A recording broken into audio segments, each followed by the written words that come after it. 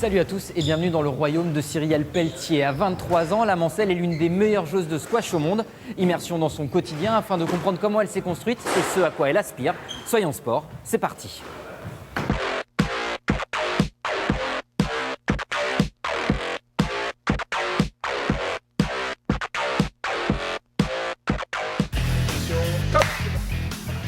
Une salle, des exercices de torture.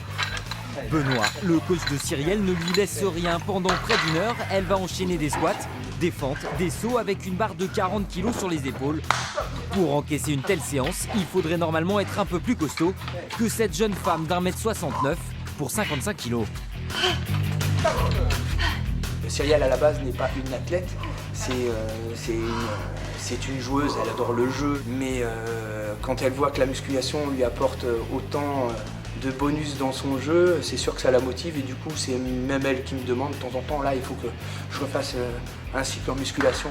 Chaque semaine, c'est ici que la Mancelle vient souffrir avant d'enchaîner immédiatement avec une séance de squash. Allez, attaque un peu plus. Essaye de descendre un peu plus ton épaule et de laisser un peu plus partir ta tête de raquette dans la cible. L'objectif, mettre à profit la séance de muscu dans les gestes habituels d'une squasheuse. Alors une fois de plus, elle répète inlassablement les mêmes mouvements, fait travailler des muscles déjà meurtris. Mais elle le sait, c'est par cette souffrance que passent ses ambitions mondiales. C'est vrai qu'on a un sport qui nous demande d'énormes capacités physiques. Le squash est très réputé parce que c'est très cardio. On dit voilà, tu fais du squash, c'est dangereux. Non, c'est pas dangereux, on est tous entraînés, mais au jour d'aujourd'hui, ça nous demande d'être vraiment très complet dans tous les domaines qui existent chez un sportif.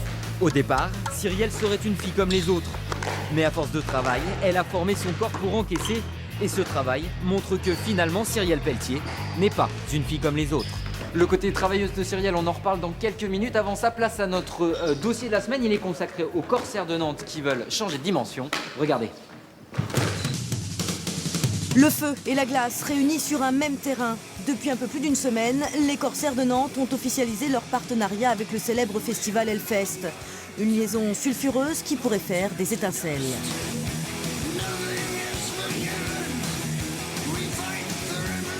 À première vue, la connexion semble lointaine, mais entre métalleux et hockeyeurs, les points communs sont pourtant nombreux.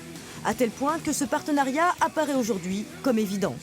C'est un sport, je pense, qui peut être décrié, qui peut sembler violent, comme la musique métal, alors que c'est tout le contraire, quoi. C'est un sport qui propage des valeurs sympas, familiales, fraternité, et plein de choses comme ça, quoi. Donc, ouais, il y avait vraiment énormément de points communs, quoi. Donc, ouais, ça semble évident maintenant. Ouais.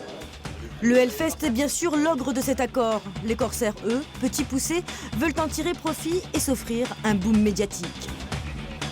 L'idée, c'est qu'il y ait vraiment un échange d'images, mais qu'on puisse également profiter, qu'on ait un tremplin via le Hellfest. Donc on va en grande partie profiter de leur médiatisation. Il y a une partie financière également, la partie événementielle, comme on a pu le développer lors de la conférence de presse, avec véritablement un match de gala.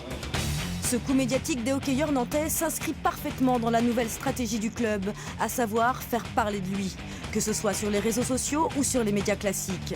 Pour ces derniers d'ailleurs, les corsaires ont eu une bonne idée. Quand il joue à 5 contre 5, il faut qu'il passe la ligne médiane, la ligne rouge, pour pouvoir dégager de l'autre côté. Sinon, l'arbitre siffle et il réengage dans leur zone de défense. Pour inciter les différents médias à couvrir les matchs à domicile, le club met à disposition un consultant. Expliquer les règles, parler jeu ou apporter l'œil du spécialiste. C'est important pour nous en fait, d'expliquer aux médias pour que derrière on ait un relais plus important, clairement, au niveau de notre sport. Les corsaires de Nantes n'ont donc plus peur de leurs ambitions. Un seul point noir, sa patinoire. Des créneaux à partager entre le patinage, le public et le hockey. Et côté taille également, les 1000 places sont remplies à chaque rencontre. La solution serait une nouvelle patinoire, mais cet espoir pour l'instant, la municipalité l'a gelé. De retour avec Cyrielle Pelletier. Ouvre ton tamis. Alors là, non, ce qui me plaît pas, c'est quand tu ouvres ton tamis, hop, tu l'ouvres face au mur latéral. Non, vraiment droit devant, ok ? Allez, c'est parti. Après ses entraînements du matin, la numéro 3 française de la discipline se mue en coach. Son élève, Ninon, numéro 1 française des moins de 13 ans. Bien. C'est super intéressant pour moi parce que quand tu fais du haut niveau, enseigner du haut niveau derrière, c'est quelque chose qui est super motivant, surtout une jeune et une fille, parce que moi je suis passée exactement par le même parcours qu'elle. Mais cette activité n'est pas la seule de Cyrielle, car malgré sa 51e place mondiale, impossible pour elle de vivre du squash. Depuis 1 an maintenant, elle est donc également à son compte, conseillère en nutrition. J'ai déjà travaillé en entreprise, j'ai déjà fait 35 heures comme un salarié normal, mais c'était très compliqué pour être performant en faisant du haut niveau. Et j'ai découvert ce projet il y a maintenant quelques mois et c'est une nouvelle façon de travailler, un nouveau métier qui est très adaptable pour des sportifs de haut niveau comme moi. Dans sa vie comme dans son sport, Cyrielle Pelletier ne s'arrête donc jamais de travailler. Dans quelques instants, on retrouvera Cyrielle, cette fois raquette en main, avant sa place à l'interview décalée. Cette semaine, c'est le joueur du H, Jordan Camarero, qui s'y est collé. Regardez. Pourvu que ça dure, la belle aventure, le ciel de Narbonne et les remparts de Carcassonne. Je m'appelle Jordan Camarero, voilà, j'ai 23 ans et je suis joueur du HBC Nantes. Les carreaux, au moins t'as la fenêtre. J'ai mon père qui a fait une carrière de rugbyman, donc j'étais obligé au moins d'essayer d'arrêter le hand au moins 1 an pour essayer le rugby. Et puis c'est vrai que ça me plaisait aussi beaucoup, mais bon, vu que j'avais tous mes amis d'enfance au hand, je suis parti les rejoindre et j'ai continué avec eux. Est-ce que tu as fait de la pelote basque? Ouais, ça m'arrive d'y jouer l'été. Après, je suis pas le meilleur joueur du Béarn parce que le niveau est quand même pas mal élevé. Mais non, ouais, ça m'arrive d'aller faire quelques parties avec mes potes et on rigole bien. Ouais. Est-ce que Nantes, c'est la Bretagne? Moi, quand je suis arrivé ici, on m'a dit que c'était la Bretagne. Quand j'ai dit que c'était la Bretagne, on m'a dit que c'était pas la Bretagne. Donc, je sais pas, j'en sais rien. D'avoir signé mon premier contrat professionnel, c'était un rêve de gosse. Et voilà, le fait d'avoir fait beaucoup de sacrifices, d'être parti assez jeune de chez moi, d'avoir traversé pas mal de moments difficiles. C'est quoi cette coiffure? C'est la mode. C'est la mode, non? Ouais. J'ai envie de faire original. Tant que j'ai des cheveux, j'en profite, tu vois. Il y en a qui n'ont pas de cheveux, qui peuvent pas faire ce qu'ils veulent. J'ai la chance d'en avoir, donc à tout moment, je peux couper. Place désormais à l'agenda sport du week-end. En basket, les Manceaux se déplacent ce soir à Monaco pour le compte de la 11e journée de Pro A. Cholet, de son côté, reçoit à 20h les Havrais, lanterne rouge du championnat. En foot cet après-midi, déplacement périlleux pour les Angevins. Les joueurs de Stéphane Moulin évolueront sur la pelouse de l'Olympique lyonnais. Déplacement également pour Nantes sur l'île de Beauté. Les Canaries affronteront ce soir à 20h le Gazélec d'Ajaccio. En fin du volley demain après-midi, les Nantais du NRMV se déplacent chez le quadruple tenant du titre de Liga, le Tour Volleyball. Allez, descends ta trajectoire. Dernier retour avec la numéro 3 française de squash. Allez, la dernière. Pour son 2e entraînement de la journée, Cyrielle Pelletier passe aux choses sérieuses.